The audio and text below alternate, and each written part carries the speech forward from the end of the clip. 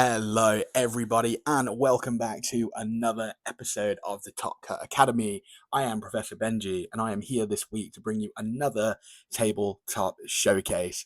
And we're going to start off with a real cool list here from my brother-in-law, Benjamin Priest. Same name, I know, crazy. But he was actually trying a new Zoroark list. He wanted to try and have as many options as he could, being able to get through Cornerstone and having a good time into Gholdengo. And you can see that here with the Darmanitan and the Lopunny playing the max belt, something you don't typically see in Zoroark. And you'll see over the couple of games that max belt actually comes in clutch quite a few times. Really good in tandem with the Lopunny to do some big damage throughout the game. Obviously, apart from that, the list seeing a lot of the usual suspects. The black belt, something that I wasn't sure if he was playing while recording the gameplay video and the commentary, but now that I have his list, very, very cool indeed. Again, allowing you to hit those, sky-high numbers. The Ends PP ups, the town stores, the Ends Castle for the retreat, and of course the Watchtower, trying to have a little bit of a better time into those terror-based decks. We know that Zoroark can fall a little bit suspect to Ogerpon, sniping the bench and getting rid of those. So if you aren't able to get those Zoroarks down early, then you are always able to try and jam a Rocket's Tower down and stop those Noctowls. So yeah, this list was really cool. And then if we move on over to Glens' list, then you can see he is playing an old but new version of Gholdengo, the Joltik Gholdengo. I think Glenn, as discussed in the last video, knows there's going to be lots and lots of mirror matches at Birmingham, at EUIC. So trying to figure out the best way to combat that without some of the usual techs, such as the Cramorants, the Cornerstones, the Scissors, you name it, Mega Morwile. So actually trying to find a Gholdengo list that can sort of do multiple things as opposed to that linear game plan. Not playing the Space Rocks, no Sun and Moon in here, very much opting for a different region. Wink, wink, if you get the joke. But yeah, Joltik pretty much hoping to gain a lot from the aggressiveness of Iron Hands. That jolting charge, being able to power up Ampy very much is really, really nice. And of course, we have that Galvantula here as well, hitting for weakness. And the inclusion of the Galvantula EX as a Pokemon without an ability to be able to hit. Iron Hands, of course, doesn't have an ability, but only capping out at 160. So that Galvantula being able to do just a little bit more there. So you can try and get some cool things off into Cornerstone, and you're not sort of locked behind your abilities. So it's something that this deck can play pretty naturally as an evolution on top of the Joltik, and instead of trying to sort of jam other attackers into it and stuff like that. So Glenn's sort of trying to see if this is the way to have the upper hand into a lot of mirror matches. And as you can imagine, coming into this, I thought, and quite a few of us thought, that it was going to be quite favourable. Playing for boss, having the draw of Gholdengo, Iron Hands probably being able to pick off some easy prizes. The Pikachu, obviously only one Monkey Dory in Ben's list, so unlikely that they were going to be able to get rid of that Resolute Heart.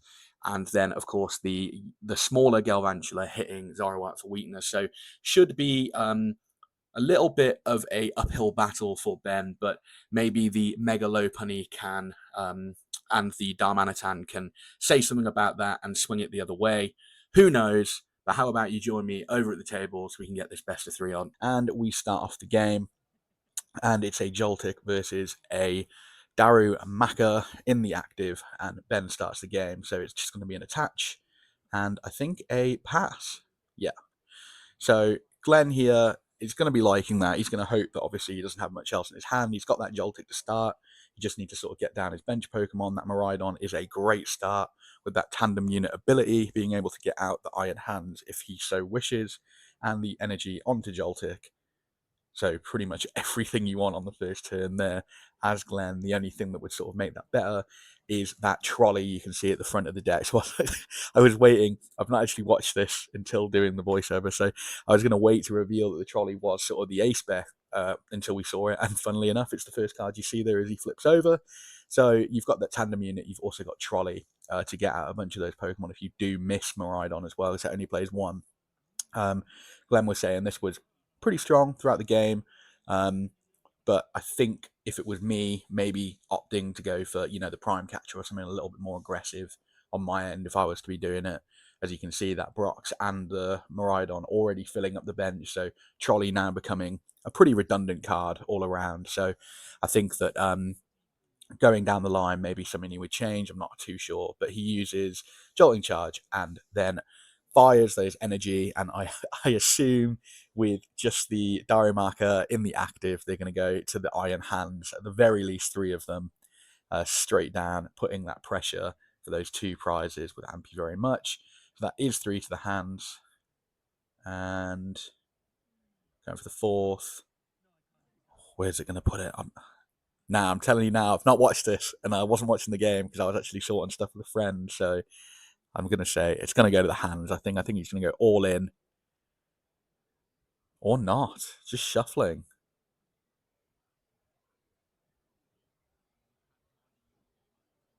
Maybe he only had, I think, the energy. Yeah. It looks like maybe he prized a grass energy because he's attached 1 to the Joltik, 1 to the hands already. And then there's 2 electric on the hands. And then, so it looks like, he prized 1 grass and only had a lightning left. And that's why. So Priest does Ultra Ball for Zoroark, making sure that he's not completely out of the game now when that Iron Hands comes in. And that Lily's, for those that don't know, Lily's Determination, shuffle your hand into your deck, draw 6 cards. But if you have exactly 6 prize cards remaining, you may draw up to 8.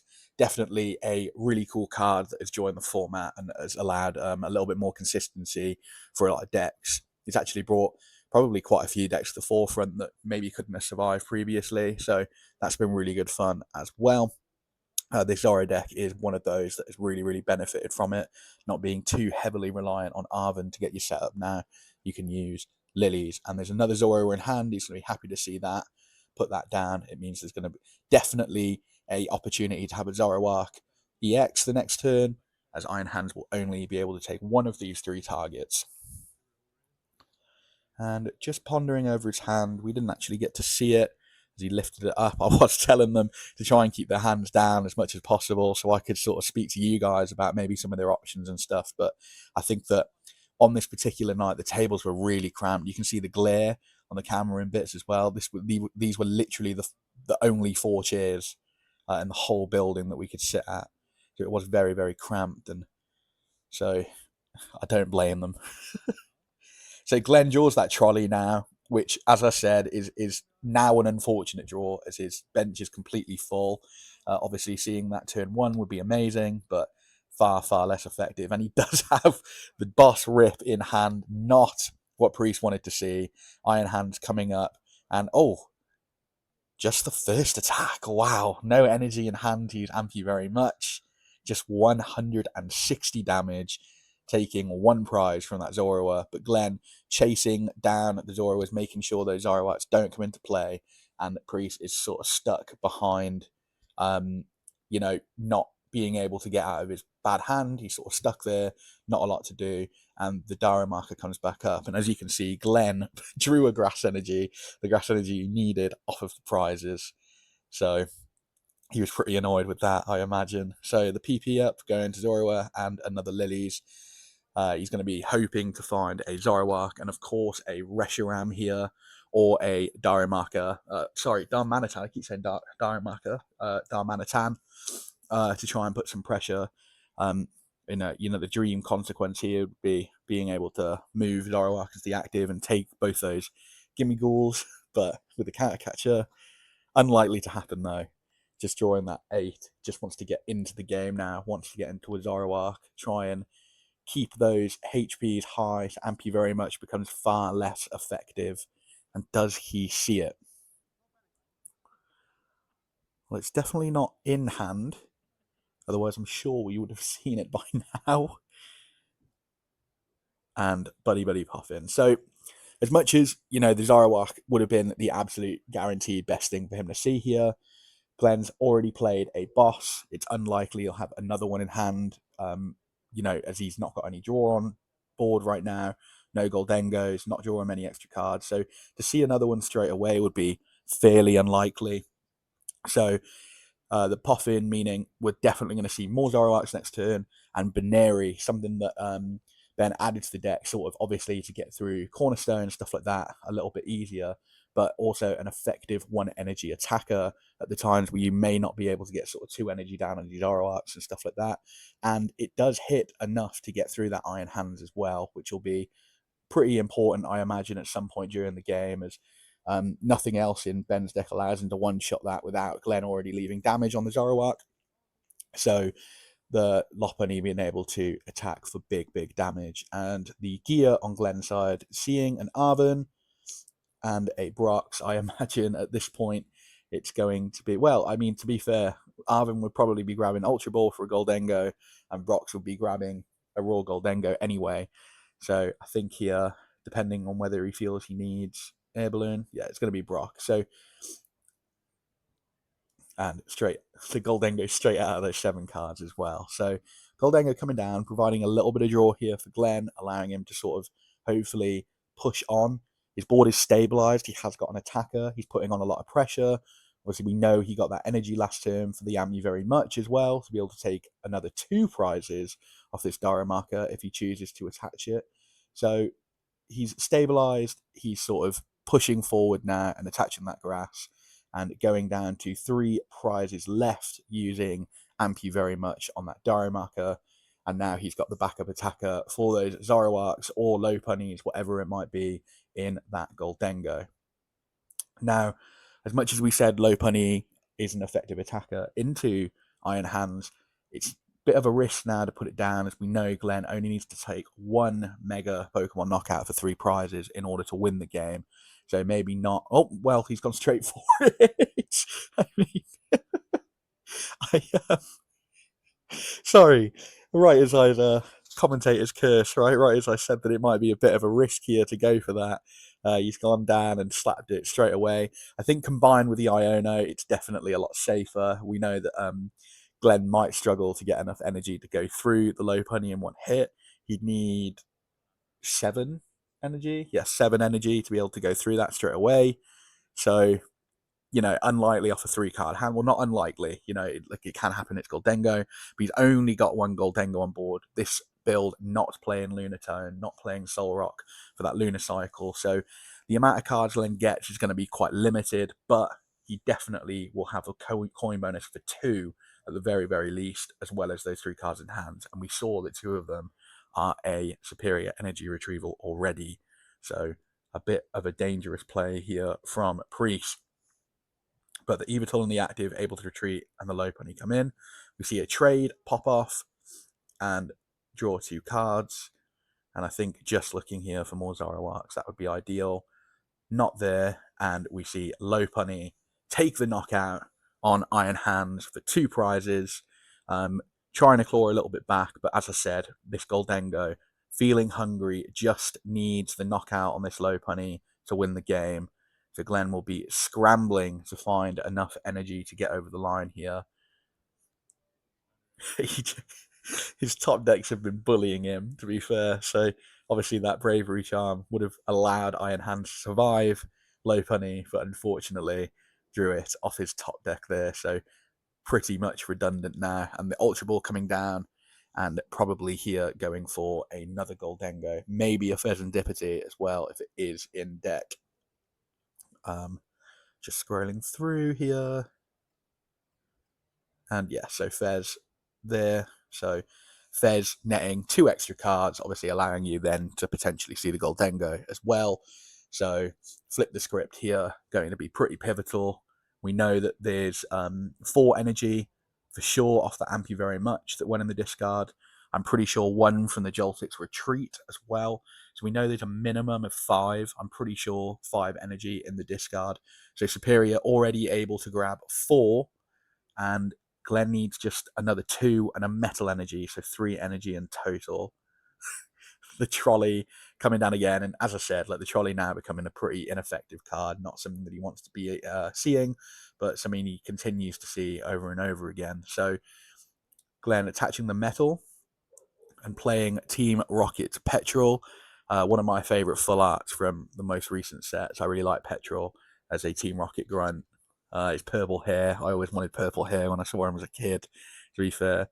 What were the other two? Butch and Cassidy as well. I always really loved Butch and Cassidy in the anime. So we see the vessel discarding an A-Spec, not something you see very often, voluntarily getting rid of your A-Spec, but there it is, into the bin and grabbing a metal and a lightning energy and putting those straight into hand. And I think that might do it. So you discard that, we can pick up 4, and then we can do another one and pick up 2. No, I think 6 energy is the max we can grab here.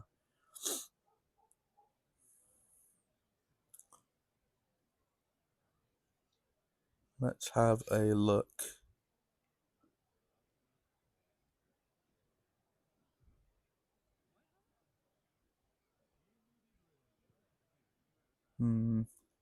Taking a while here. I can't see what's in the rest of his hand. I know that we have the second superior. Not 100% sure which one is going to be more effective here. So he's just trying to figure out if there is a way to get the knockout here. I don't think there is. I think 6 is the max he can get, because he would discard 2 things, potentially 2 energy, to get 4 out, and then would have to discard another 2 to get another 3 out. So yeah, I think that's 6 in total.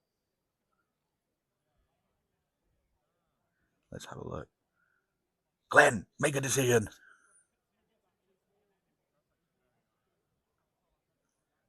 Okay, so discarding Iono energy, picking up 4. We know there's an energy in hand, so it'd be discard 2, and then yeah, it's 6. 6 is the most we can get here. Unfortunately for Glenn, not able to take the game at this point.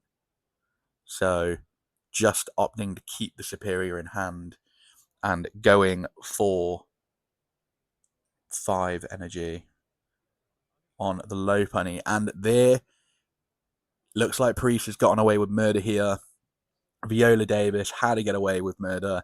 He has effectively taken the knockout on the Iron Hands and survived the Make It Rain going into his next turn.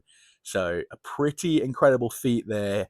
And if he's able to take a knockout on this Gholdengo in the next sort of 2 turns while keeping Glenn's hand small, there could be an entry for him to get back into the game here. We know that Lopunny needs to come back off the board, though. It needs to move out of the active. It cannot attack again.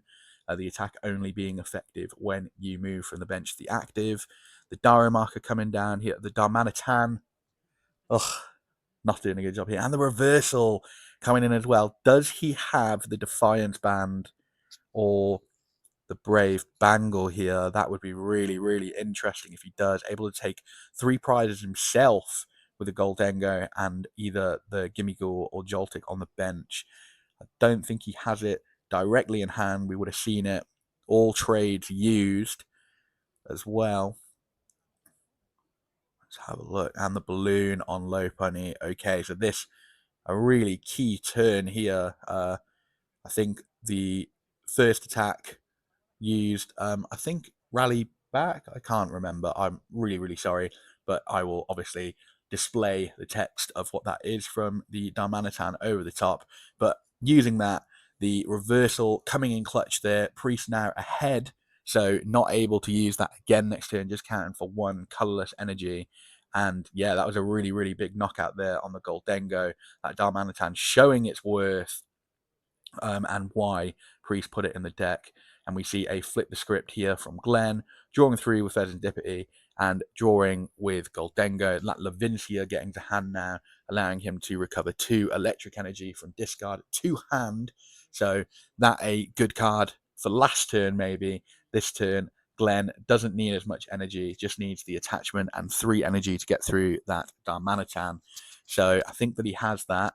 The problem being is that if he attacks with this Gholdengo on Darmanitan and doesn't sort of take any extra prizes, he really needs here like the boss to be able to kill the Lopunny, because Priest will be able to just sort of return knockout with the Lopunny with some damage mods with Zoroark. He becomes in a really, really good position. And of course we know that as soon as Priest is able to Turo that Lopunny as well. He sort of takes away options for Glen then to be able to finish up the game in one turn as well.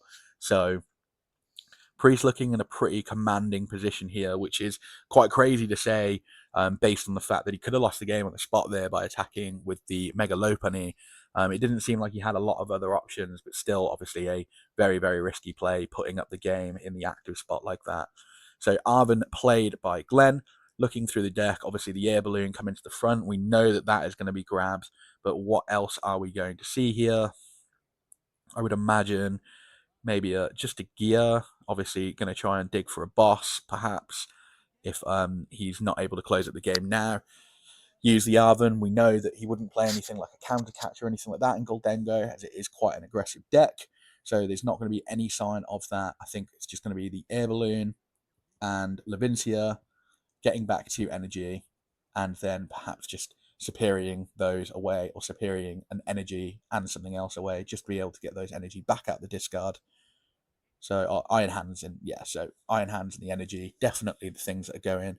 Grabbing 4, doesn't matter what, as we've already got the attachment onto the Gholdengo. No bench Gimmighoul. We've already attached this turn. Any 4 will do. And then he just needs to discard 3 of those to take the knockout here. And then he's just got to hope that there's no boss onto the Fez here with Mega Lopunny to take those last 2 prizes.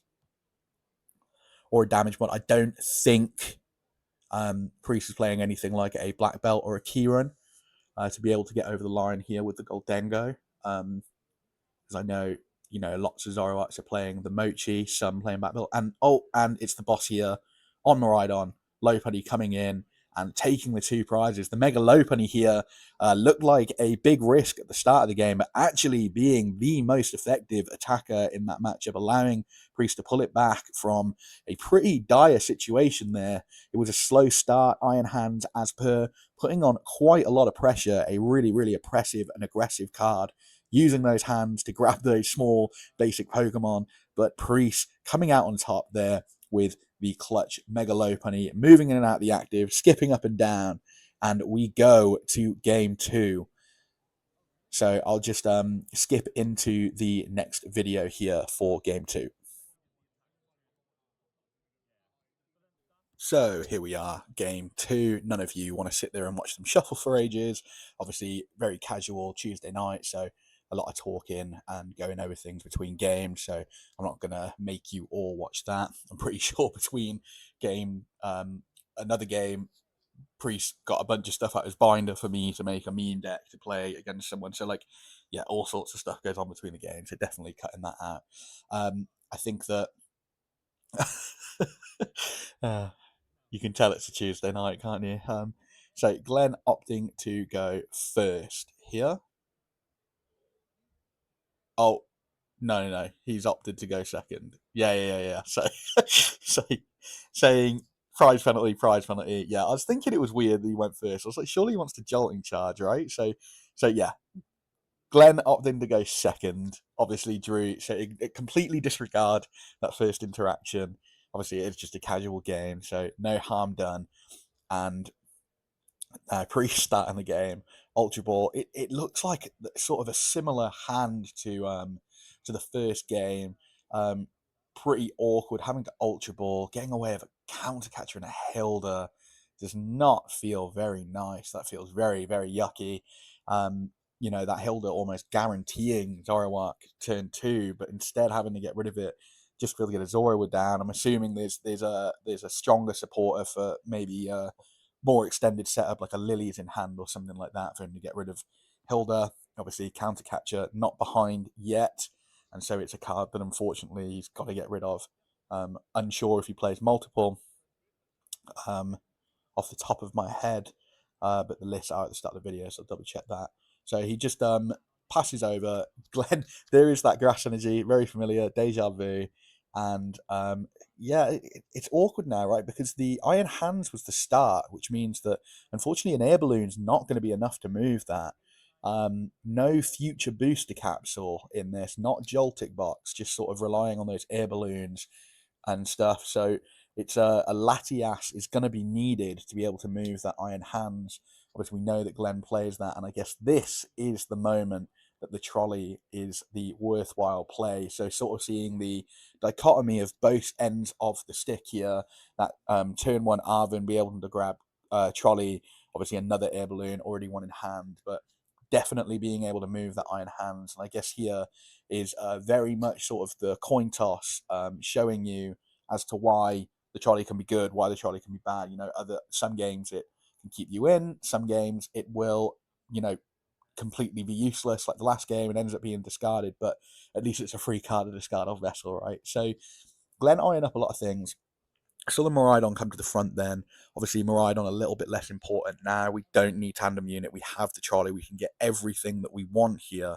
So maybe opt in. We definitely need the Latias. That is an absolute surety.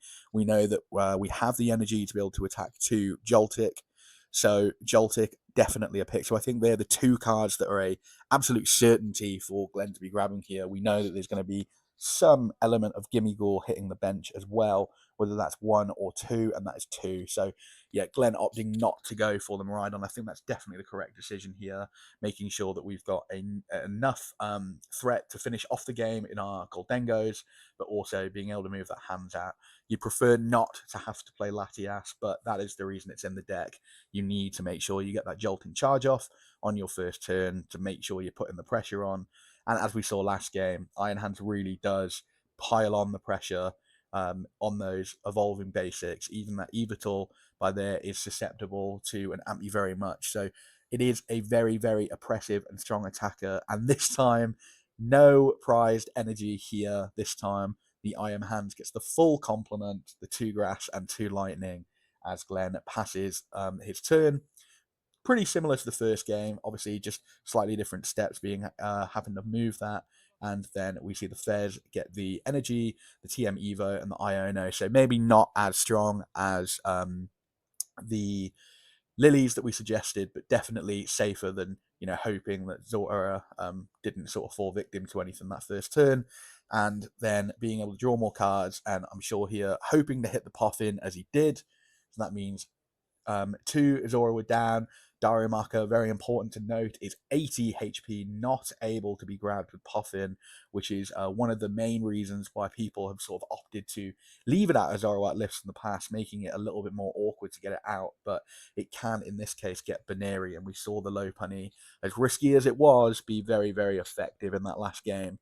So the Fezandipiti, with that TM Evo, not the attacker that you'd realistically like to be using in the active to get this down. You'd much prefer, in most cases, to have a smaller 1 prize attacker. However, with Iron Hands staring you down, you definitely do not want to be putting a Zoroark, an Evital, anything like that in the active to be using TM Evo. We know that Fezandipiti can survive. We know the energy went to the Iron Hands, so it is going to need a Gholdengo to take a knockout there, which I'm sure Priest is fine to see. We know that Iron Hands could get really, really out of control very quickly, especially if Glen gets that Bravery Charm. That Bravery Charm last game, I think, could have changed the whole tide of the game. I think if that Lopunny not able to knock out the hands, then Glen could really start to roll away with it. We saw how quickly he pulled ahead. So maybe here, hoping to hit something similar, sort of making that Mega Lopunny a little bit more redundant and being able to secure those 3 prizes this time round. So we start off the turn, Ultra Ball, Iron Hands discarded again. I can't quite see what else was discarded, but going for that Gholdengo. Glen starting to draw up, come down a little bit quickly, a little bit more quickly this game, should I say, the Gholdengo. So hopefully going to be able to stabilize a little bit quicker than he did last time and see a few more cards. The last game, the second turn was a little bit lackluster, just hitting for 160 turn 2, but this time, and draws into another Gholdengo, so another coin bonus, drawing 2 cards, neither in the active this time, but now the gear, looking into the deck, obviously hoping for something to get some big draws. The boss is nice here as well, being able to secure those 2 prizes. Thank you very much. And it does look like that's going to be the aggressive approach that's taken. No other supporters that you'd sort of rather take here, like a Lilies or anything like that. So boss being the pick, and I think Zoroark coming up, great plan. stop that draw power. We know that Fez will draw him 3 next turn. We know Trade will draw 2. You don't want him to be drawing a minimum of 7, keeping that low, keeping that down to a 5, although still lots less than 7. And now it'll just be a retreat and Ambi, and the Bravery Charm comes down. And as I said, that is a really, really, really big card now in this matchup. We know that Priest does play Tool Scrapper, but now he's got to see that off these cards. Otherwise, this Iron Hands will get out of control. Able to secure another 2 prizes on that Evital if he's able to chase it down as well. So that Bravery Charm making all the difference, taking that Iron Hands out of range of Lopunny, as we see flip the script, start Priest's turn. And he draws 3. I'm not sure what the discussion there was about. What's it saying? And oh, the max belt! And there we have it, the max belt coming down. So sort of counteracting that Bravery Charm completely, taking the numbers back to the same amount. That was a really incredible drop there. I definitely didn't see that coming. I know obviously the list at the start of the video, but it's I didn't see the max belt just being ripped here. I thought it'd be much more likely to see the Tool Scrapple here. And moves the energy from the Fez to the Zoroark, and they're shaping up to be a really nice turn, actually. But we do know that that Mega Lopunny moving is the active. It's risky, it's dangerous. Glens board a lot more stable than last time. He's got 2 Gholdengos. He's going to be receiving at least 3 cards and his draw for turn from the coin bonuses next turn. And so it's quite likely, you know, that he does find the energy again. I said that last time, but I think that a little bit more stabilized in this game. So what can Glen do? We already see 2 superior energy retrievals in hand as well. And the energy, Glen mainly now searching for that metal energy. And I think Fezandipiti will be a good place to start. Already got the Gholdengos he needs. Just needs to see more cards, more turnover, and flip the script will help him get there. So I think for Glen here, you're in a really, really, really favourable position. If you're able to get through this Lopunny, you take 3 prizes, you go down to 1, and we know that Gholdengo has no problem whatsoever taking 2 prizes out, whether that be a Fez, a Zoroark. It's pretty easy for him. So it's just a case now of being able to secure those 3 prizes, as I don't think there's any way possible for Priest to get a straight knockout on the Gholdengo next turn. There's no Darumaka down, so there's no Darmanitan possible.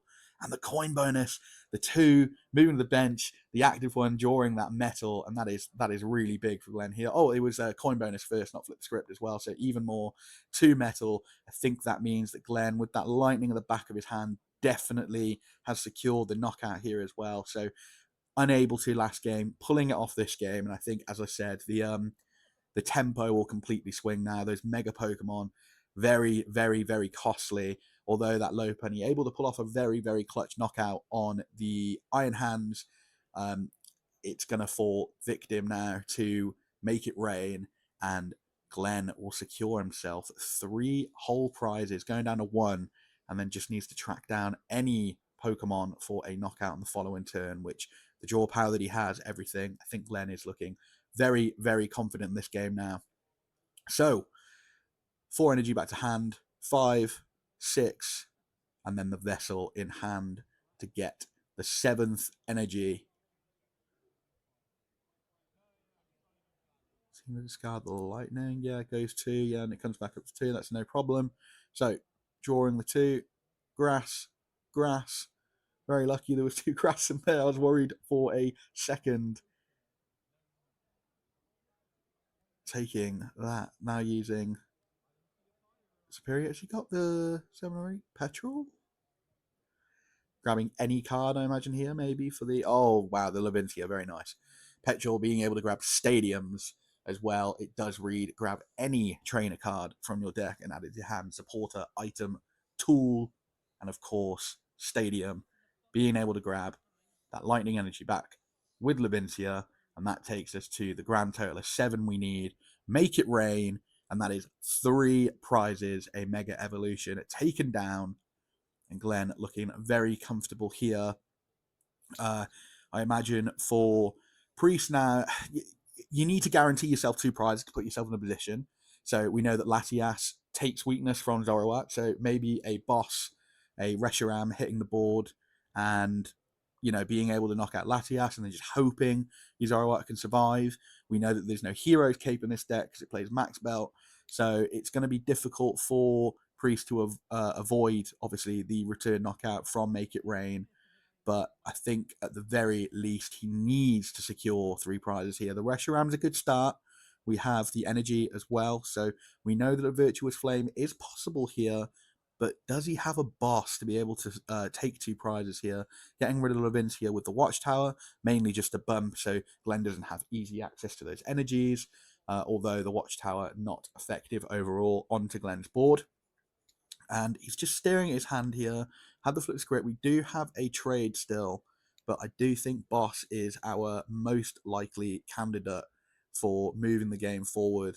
And there is the Boss. I wonder if Priest is sort of on the same thinking as me, getting rid of that Latias and hoping that he's able to secure a victory through the back door here and avoid a Make It Rain again. We saw him do it last game and avoid that knockout, but a lower requirement for his Zoroark, just 6 energy needed. So it'll be interesting. I think that the lack of Dario Market. Oh, okay. So it's going to be a boss clutch play, maybe by the looks of things. Possibly on Pikachu, potentially. I can't think of any other reason. Boss on Fez. Okay. So I think I actually prefer Pikachu then, just because, yes, Fez gets stuck in the active and, you know, like far less effective as an attacker in that sense. But the Pikachu, you get rid of the 20 damage on it. You're likely to see another boss to switch to Fez if you feel like Glenn's powering it up. But I just think that, like, you get rid of the Resolute Heart ability then, and you're able to go through it, so Glenn can't throw it up in front of you if he thinks you're going to take a knockout, you know. So I do think Pikachu a little bit more effective of a clutch there just to get rid of that ability. But all Glenn needs is a way to pick up this Fez. Evital going to be very easy for Glenn to knock out. Just 3 energy needed and a coin bonus. Well, Boss is not...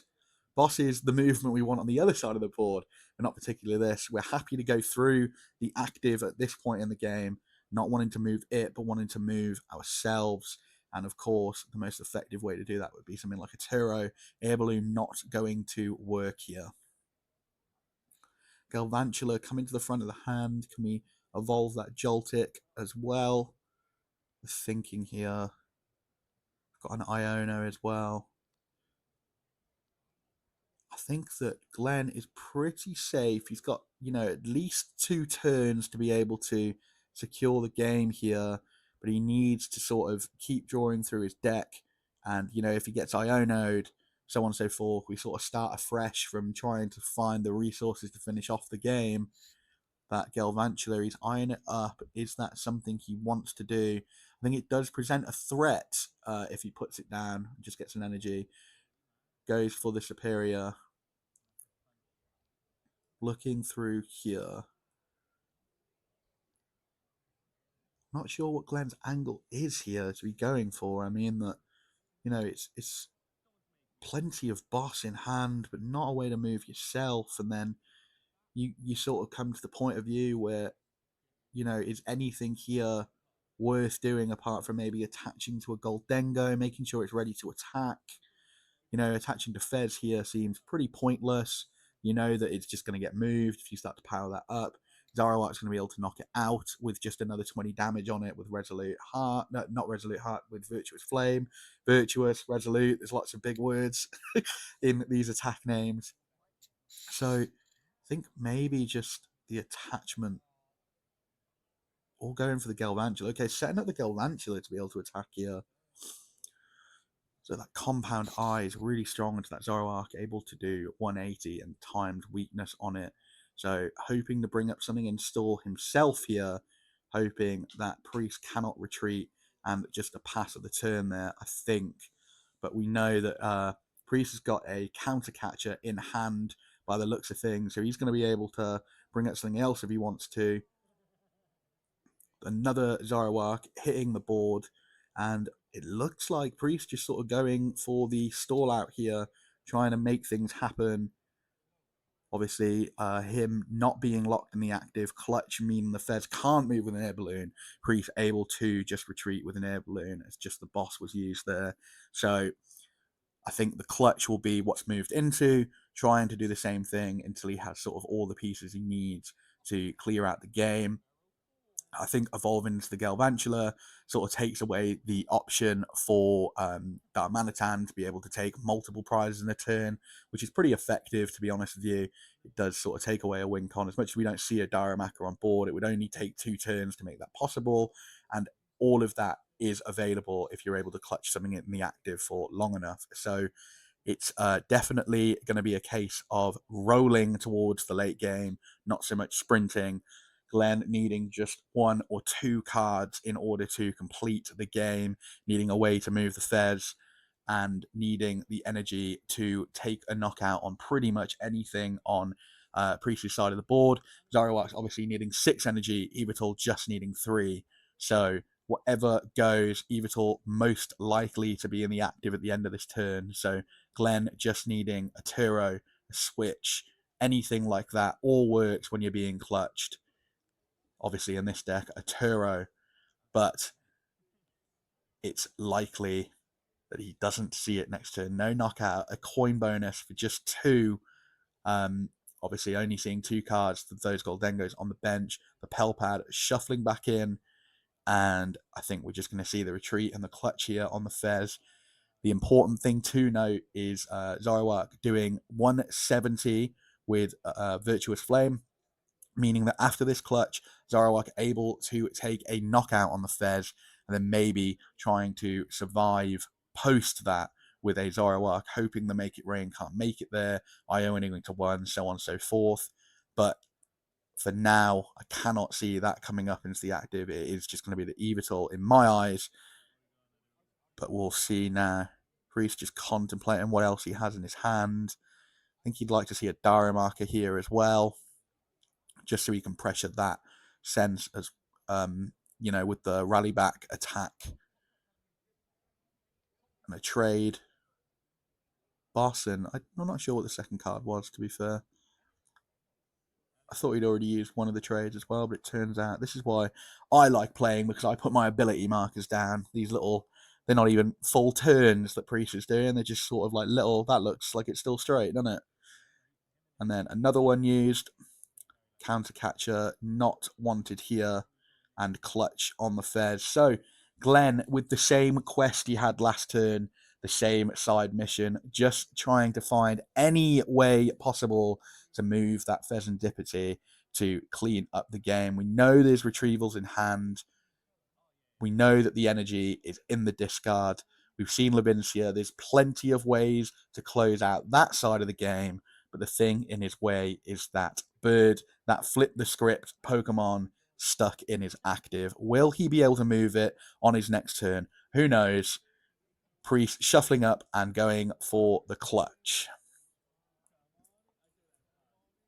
And again, noting that 4 damage going to be really, really important, just because it gives Priest a way to take 4 prizes over 2 turns. That Galvantula ready to go, though. Don't want to put a Zoroark in the active. I think it is checkmate here, to be honest with you. Looking at the whole board, Gear is going to be a good way to search for that card. Gholdengo drawing another one. Rock's Grit. And we see the Gear come down. 1, 2, 3, 4, 5, 6, 7. No Turo found. It's quite difficult. Glenn's deck looks very thin. It's difficult to see how much is there. And, I mean, it's Turo. Let's have a look. I think Mike's just having a look at what that prize was there. He knows it's not in the discard. Maybe it is prized. I don't think it was that very last card there. So, going for the boss again, trying to stall out. Bring up the Reshiram. I think Reshiram is solid here. A big retreat cost, not just one. It's going to need an air balloon or a switch, something of the sort, an attachment to Fez, hoping now that he can sort of keep that Reshiram there and just use Cruel Arrow to take a knockout on the Darumaka on the bench. Vessel going into the deck, curious if it's in there. There is a Turo in the deck. It looked like the very last card there at the bottom as well. So Glenn going to be really frustrated not to see that there. The Turo is in the deck. We know that there was another gear. The gear saw another gear. So he does have the resources available to win next turn. Obviously, we know that Priest is going to bring up that Evital again if he can, try and clutch. But I do know that there is a Pokégear in there, and it looks like this time it'll be a guaranteed hit on the Turo. And that Galvantula, even if Zoroark comes up to hit, will knock out. I do think we're in a very favourable checkmate position here. So we'll just have to see how that plays out. The trade going off. I don't think there's much that Priest can see here to change the outcome of the game. Of course, his priority will be moving that Reshiram out the way. Coming down now to an Iono. To be honest with you, I think any little helps here, in the words of Asda. Glenn will just be happy to be seeing more cards. Those Iono going to the bottom. Yes, he only draws one, but it's seeing more cards. It's likely that he's going to be able to coin bonus for 4. And no movement of the Reshiram for Priest here. Glenn draws off the top. He's got 2 coin bonuses available. He is able to retreat. 3 coin bonuses available. Will he see the energy? The Turo now coming to the top of his hand. What an outcome of events. We have the gear coin bonus again. Seeing Arven. Is that it? Superior energy retrieval. Discarding 2. Grabbing 4 energy and being able to take knockout on the Reshiram for game. And the series goes to 1-1. I think that Glenn was in a very commanding position there for a long time. The Iron Hands really putting in work and showing its worth into these evolving basics. Lopunny causing small problems there on both sides, being able to take a knockout on that Iron Hands, but also being knocked out in return. And we take this to game 3. Here we have it, our game 3 of this series. Joltik Gholdengo versus Zoroark. And as you can see, we're probably going to go over 50 minutes, best of 3 here, but it was a casual set of games, and I thought it would be much nicer for the channel for you to see the full series play out. So Glenn starting here with Joltik. He's been pretty consistent. We've been able to get that jolting charge off. However, it does look like Priest has forced him to go first here. Always a good idea against Joltik box, letting them be sort of 1 turn behind the normal game plan. But pretty effective so far. Gets the Gimmighoul down from hand. The Miraidon grabbing that Pikachu. The Iron Hands. And of course, I imagine it's going to be not much else unless there's the energy attachment. We know that Joltik can't really be held off from being able to do Jolt and Charge next turn with a knockout from Glenn or anything. So no energy, just a pass, and Zoroark, Darumaka, and would you look at that, bloody Puffin. So a much more, should I say, smooth and natural turn of events from Priest in this game. We've seen him have to Ultra Ball for his first Pokemon the last 2 games, but this time being able to see things a little bit more naturally. And that Evital, very nice in the active, having free retreat, so it's going to be able to move off of that quite nicely as well. And then Puffin, I would imagine here, after seeing the results of the Lopunny in game 2, maybe opting for a third Zoroark. Unsure here, though. I can't see that card in his hand. I don't want to speak too soon. Maybe he is thinking it's going to be effective, and it's unlikely. Yeah, so the Baneri coming down. I don't think there's any sort of harm in getting the Baneri down. You've definitely got 2 Zoroark. You know you have a Zoroark next turn. I think that the Lopunny, pretty effective if you don't have to use the max belt. Glenn doesn't get the bravery charm onto the Iron Hand, so there is sort of a ways round using it that's in a bit more of a safe position. You know that sort of you're not going to be ampy very much next turn, So that doesn't automatically put you 2 prizes behind as well. So those 3 prizes are becoming a little bit less impactful coming into Priest's second turn as opposed to Glenn's second turn. So maybe it's a little bit safer this game. Bit of a tangent there, but I think it's important to sort of talk about the risk and reward of these things. You know, Mega is very, very powerful Pokemon, fantastic attacks, especially Lopunny, sort of I'd say being the most impactful Mega so far. Lucario not really seeing much play, but Lopunny all over the place, whether it's just a tech include or the deck of its own. So definitely the most powerful one we've seen so far. So it's important to talk about, while these cards are powerful, is it worth sort of going down the avenue of using them with the risk being so high versus Gholdengo? And we've actually seen that play out on both sides of the coin so far, so it'll be interesting to see it in this game 3. So Lily's Determination, not seeing much else to be able to bench this turn, but able to find that TM Evo, which is fantastic for Priest, really, as long as he has the energy there. And this is as good of a turn 1 you could really ask for here. I think him going for 2 Zoroark, great. We know we've got the draw for next turn, and the Darmanitan pressuring a little bit more on any Gholdengo that comes down. Unlike last game, that rally back was really good game 1, I think, for taking a 2-for-1 prize exchange. So things looking a little bit more up for Priest in this game. Definitely starting on the front foot. Yveltal, the Pokemon you sort of least worried about losing to an amp you very much as well. I think when you Zoroarks get amped, you know you can't get Zoroarks. Darumaka can't get Darmanitan, so on and so forth. So Yveltal just being your sort of free retreat pivot, able to get that back and put it straight onto the board again as well without the need to evolve. So everything has lined up very, very nicely here for Priest. And Glenn starting his turn, just using that Town Store himself. We know he's more than likely going to grab the Bravery Charm, get that onto the Iron Hands, try and give it that bit of survivability that he needs. However, the Town Store in play for the Max Belt, just as easy to find for Priest here to be able to counteract that Bravery Charm. So it'll be interesting to see. I didn't actually see it when Priest was looking through the deck if it was prized, but it'll be interesting to see if Glenn actually recalls that that's like an issue and the Town Store being in play. You could have a Stadium bump as well, but dropping Lavincia here feels quite weak. So it would only really be used in a situation to stop that max belt from being found. No other real reason to drop it here. We don't see an energy in Glenn's hand though, so that's sort of what he's scrambling for here. The Pokégear, searching through, we see a boss, but that's not what he wants at this point. And not seeing anything useful there. The boss hopefully being able to stall out maybe another turn, bring in like a Zoroark into the active, knowing that it'll be unlikely to retreat that without a balloon or something onto it. But again, Tanstore in play. That Tanstore really effective here, giving Priest a lot of options. That boss going to the discards straight away, but needing to be in his hand. The Bravery Charm coming down to give that bit of survivability. Is that an Arven? I can't see. I think it is.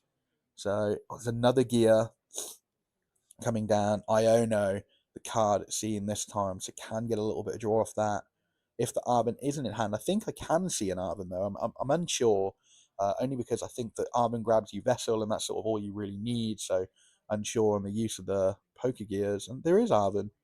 Okay, I'll be interested to speak to Glenn about why he still wanted to play the gears there, just because was he maybe looking for Brox or something like that. You know, we know that he doesn't really play anything like Lilies or anything like that to sort of get a big burst on turn 1. So, interesting. Okay, either way, the Arben grabbing a Vessel. There is no balloon in deck by the looks of things. So the Vessel coming up into hand and discarding a Boss's Orders and grabbing 2 energy. One of those we know is going to go directly onto the Joltik, and one of them, oh no, 2 metal. Let's see. Well, we know we've only got 1 Gholdengo in play. He wants to leave as much grass and lightning in there. So I don't know why I said, oh no, to be honest with you. Like it meant something. Obviously, wanting to leave as much grass and lightning energy in the deck as possible. So he's able to get the full complement of Jolting Charge. So yeah, he's got enough to be able to grab the grass and the lightning and still have enough to attach. So using Jolting Charge, leaving that lightning in hand, and then going for the 4. He might even be able to do a nice little split here, getting one onto like Pikachu as well as sort of 3 onto hands, knowing that he's got the 1 energy in hand. And there we have it. Yeah, so Pikachu getting some, Iron Hands getting 2, and yeah, the Pikachu looking to be the bigger option here. Maybe seeing that Lopunny is more than likely going to be an attacking presence next turn with the Town Store in play, knowing that Max Belt is also going to be a presence on the following turn. So getting the knockout back with Topaz Bolt a little bit more important here than taking 2 prizes with hands and getting return knocked out in the turn after. So we come back over to Priest, and he gets the Darmanitan and the Lopunny. He's like a madman this game. All the Pokemon draws, being able to sort of really stabilize his board, looking as good as possible. And we see the Town Store being played. The Max Belt right at the front of the deck there, you can see as well. So not sure if that was just there already or something that he put to the front purposefully to grab. We did see the Air Balloon as well. So plenty of options to pick at a Town Store. I don't think the Max Belt is going to cause as much problems as last game. We can just see a boss and a knockout on the Iron Hands, but we know that that's not going to be Glenn's core strategy this time round. We know that he's going to be going for the knockout on the Mega Lopunny with either a Gholdengo or Pikachu, and I don't think he plays any damage buffs though, so to be fair, Topaz Bolt doesn't even really get through Lopunny. So it will be interesting here to see what he goes for. Yeah, the Max Belt coming down. And do we have Energy Boss? Yeah, we have the boss. So assuming we have the energy here, yes, we do. Evital, free retreat. So that's the easiest part of this turn, just being able to jump out of the active there. Using trade, discarding lilies, no longer feeling the need for that draw support and maybe multiple in hand. Discarding the Darmanitan, knowing it's unlikely for another one of those to be coming down anytime soon.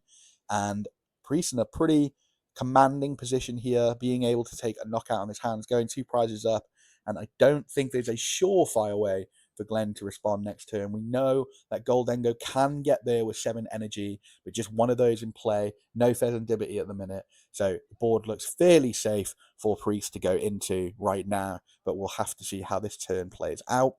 I think we'll probably just see a promotion from the Joltik or something, being able to retreat quite easily here, just for the energy, or Gholdengo straight up. So Glenn fairly confident that he has the means to take the knockout here, or at the very least a boss and a knockout on a Zoroark, so on and so forth. So there's going to be a balloon attached to that. And what is the overall game plan here? I think that Topaz Bolt is unlikely, as it doesn't get rid of the Lopunny all in one go. But then the Pikachu also can't be one shot. No Monkey Dories in Priest deck. I actually think the Topaz Bolt is an okay line here. I mean, you know for a fact you're not going to get knocked out back the following turn, but maybe something like that Darmanitan still being able to sort of hit 90-90 on your Pokemon as... No, because the reversal... interesting. Reversal only activates when you're behind, so that's an unlikely strategy as well here if Glenn isn't able to secure a knockout. So maybe just hoping to go for the big knockout with Gholdengo. We know there's only, when there wasn't 4 energy on Iron Hands like there usually has been, so that Superior not going to be as effective as it has been the last couple of games. So they're just discussing here between them what would be the most effective combo here. And Iono getting to see some fresh cards, hoping to see a big combo on the other side of that, while lowering Priest's hand side as well, and drawing up to 6. And does he see the things he needs? A Fez would be nice for him here, just to be able to see more cards. Gimmighoul, another thing he was probably hopeful to see, just to get another Gholdengo to follow up after this one. But the hand not great, and Arven a Brock unable to be used. Superior, not enough energy in the discard to do anything meaningful here. And we're trying to put something together to take a big knockout. And at the minute, you haven't even got the means to take a small knockout. And there it is, it's the pass. Knowing that Lopunny at the minute in the active, not able to do a repeat of that same attack for 240. So it's going to have to be a case of moving and moving back in, or just taking a small hit, clutch, anything like that here with Evital. Still needing a Reshiram to be able to use Virtuous Flame here, but we'll start off with a Lilies that Iono put in pre-stand to 4, but seeing the Lilies off the back of it, going back up to 6 here. This game not looking very neat for Glen. I mean, the Lopunny now showing its worth once again, just being slightly too big for Pikachu. And I think that is one of the reasons that people sort of moved away from Joltik Box Pikachu and those sorts of things, is it started to lack, actually, which seems crazy for something with 300 damage printed directly on the card for just its attack with no sort of X criteria needed on it. So we come to a point where Priest just needs to retreat here using the Lopunny, obviously having to discard that energy to do so, but not really anything worthwhile to follow up with. The Zoroark's no energy on them so far, needing sort of a PP up and an attachment from the bench as well. So it's unlikely that's going to be over there. There's no Virtuous Flame currently available, meaning you'd be relying on Rally Back from Darmanitan, only doing 90. Would be able to take a knockout on the bench. Joltik there, but is all of that worth discarding your energy off the Zoroark? So I don't really think so. So I think a clutch probably the most likely thing here, just to get a little bit of chip damage onto that Gholdengo. Can be relevant because with that chip damage there, it takes it down to 240, meaning that Lopunny can come back in and take a knockout if that Max Belt gets discarded as well. So it's definitely something that Priest can think about doing, but it seems a lack of things to do at this point on his side of the board, but because he's ahead, you know what I mean? So like, there's not a lot of things that he needs to do this turn just to keep the game flowing. Obviously, he would love to be able to sort of get a boss, move out of the active, so on and so forth, and get all of that going. But he doesn't need to do a lot here. Just a bit of chip damage is fine. Just going to use that clutch, I think, and do the 20 damage. No way to get rid of that for Glen in this deck. So it's going to be interesting here to see how he goes about dodging the next attack from this Mega Lopunny. He needs to secure the knockout now. Coin bonus going off, drawing 2 cards, and we see the Fez, we see the Pokégear. Fez not available at this point, no knockout taken, and Pokégear hitting the board, looking for, I imagine, a boss here. I think there's already one in hand, but I would imagine boss is probably the most likely candidate, unless he wants to go for a Brock, and maybe no. So there is no boss in hand. So I don't think there's energy that he needs in hand either. I can't see any metal in there. Yeah, no metal energy in hand by the looks of things. So is that something that he's gonna want to guarantee? You know, I think the boss coming down, but you know, could it be an Arven that's used this turn to sort of get Vessel, get that going? We've got the superiors in hand already to be able to get through this Evital. Mega Loaf, when he comes back up, takes a knockout. Priest goes down to 2 prizes. So it seems very back foot here. Gholdengo not wanting to push the game forward at this very point for Glen, sort of lacking the necessary tools it needs to get through this. And as we already said, that Pikachu, as much as it is always very threatening to do 300 damage, Topaz Bolt, to get that back to back in this deck, very, very unlikely. When I say very, very unlikely, it's impossible. You know, no such thing as E-switches, anything like that in this to be able to get Topaz Bolt off 2 times in a row. And the fact that he doesn't take a clean knockout in this sense onto the Lopunny. Of course, he can take 2 prizes off his Zoroark with it, no problem. That is not a bad trade, as you know you can't be knocked out back due to that Resolute Heart ability. But it's more a case of Topaz Bolt, you want to sort of maximize what you're getting out of it at all times. So into the deck we go, and grabbing, I think he's using Town Store, right? I'm pretty sure. Just checking over what he's got here. Yeah, and Arven used then just to grab the Air Balloon, I imagine, and Vessel. Yeah, so pretty much exactly what I said was going to happen on this turn. The Vessel being grabbed, or no Air Balloon left in deck, unfortunately. The Vessel being grabbed, being able to secure that metal energy. The Trolley being discarded for the second game out of 3. So it's interesting that obviously I record this and then I sort of put all the lists at the start and do the editing. So when I'm saying this, obviously at the start and the end of the video, I'll be sort of giving recommendations or changes the boys made to their decks. So I'll show the decks at the start, and at the end of the video, I'll do a quick snippet at the end just to say what would be changed. And so I think that it'll be interesting to ask Glenn about if he would take the trolley out after playing, or would he keep it? Maybe something like a prime catcher being a little bit more aggressive, not relying on boss sort of in your early turns. So Superior here, going in, getting rid of an energy, but of course getting at least 2 back. I think they came off the hands, and then yeah, nothing else in the discard yet, so just 2 into hand for that. A small trade-off, but cards that he didn't really need. And then he should have here the knockout on the Evitor, but at this point taking a 1 prize knockout does not feel very nice. And there it is, the knockout on that. Glenn going down to 5 prizes, and Priest able to come back in here with Mega Lopunny and really make some trouble. Now the important thing to note is moving Mega Lopunny up in between turns does not activate the secondary effect of the card. So it only does the extra damage if it moves into the active during your turn, meaning that something else needs to be there at the start, and then Lopunny moves in. So Zoroark going up, and we know that there's an Air Balloon in deck unless it's already made its way into Breeze's hand that we can't see. We saw that at the start of the game. So Townstore grabbing that. So Zoroark able to move out of the active, so definitely able to take a big hit onto the Gholdengo here, going down to 2 prizes.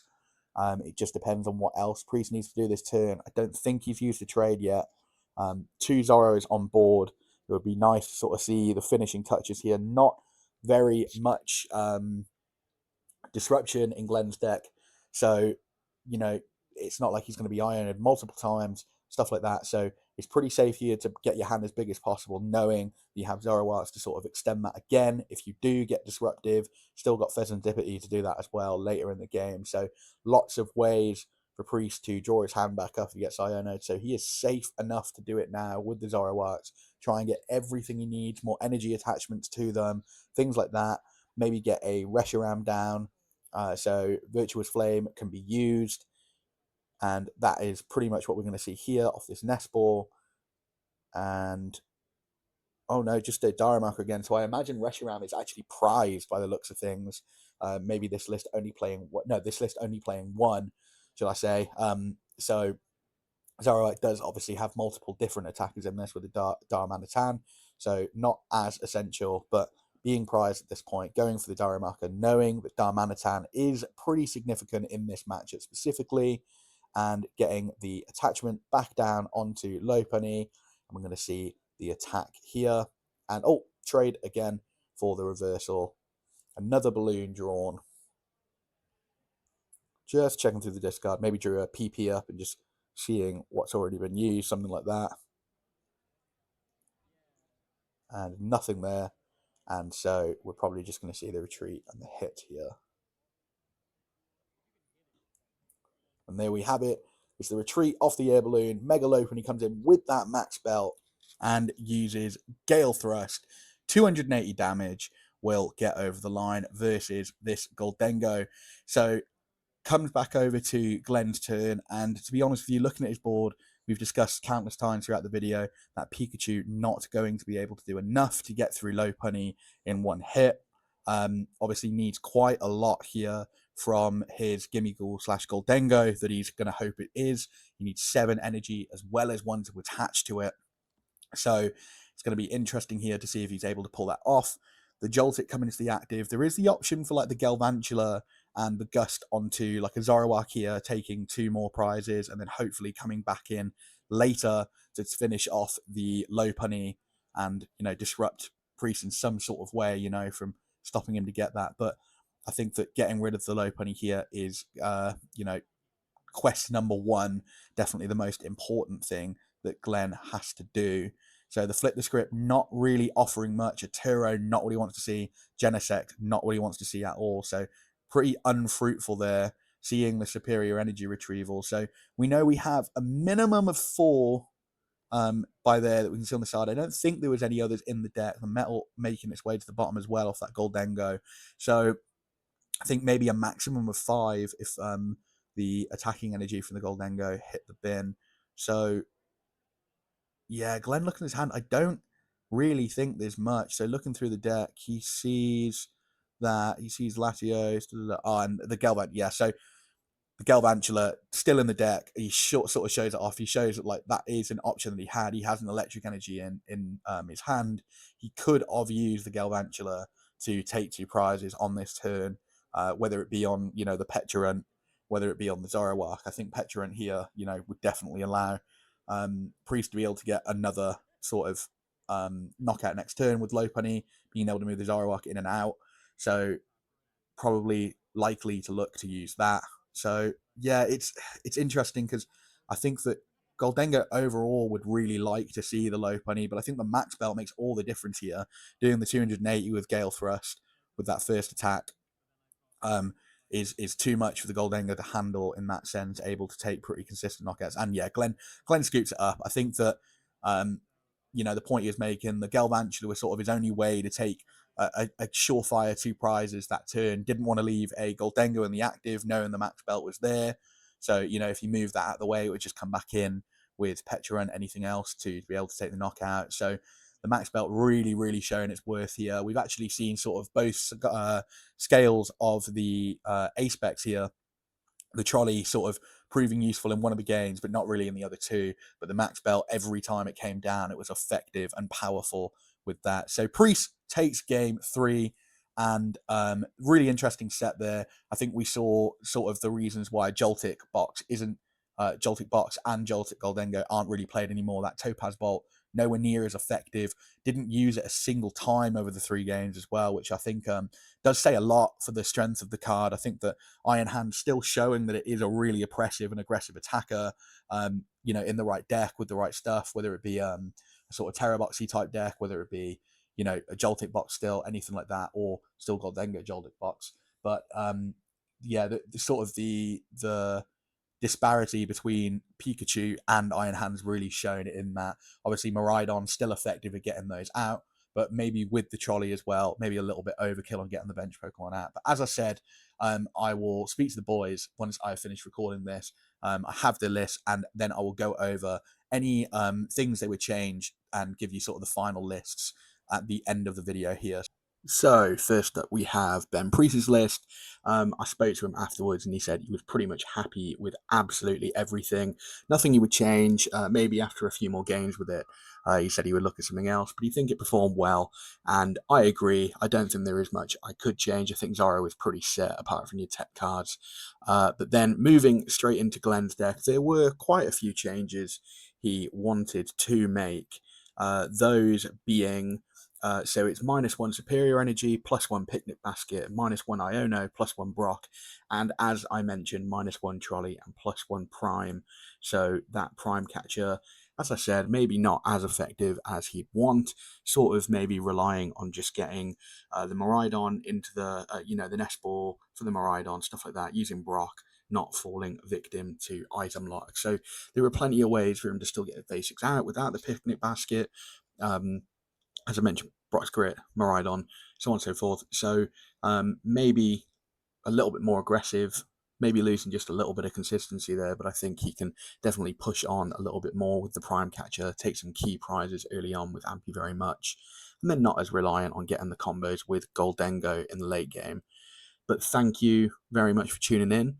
I'm having really good fun making these and long form content in general. So I will see you on the next one for a tabletop showcase. Goodbye.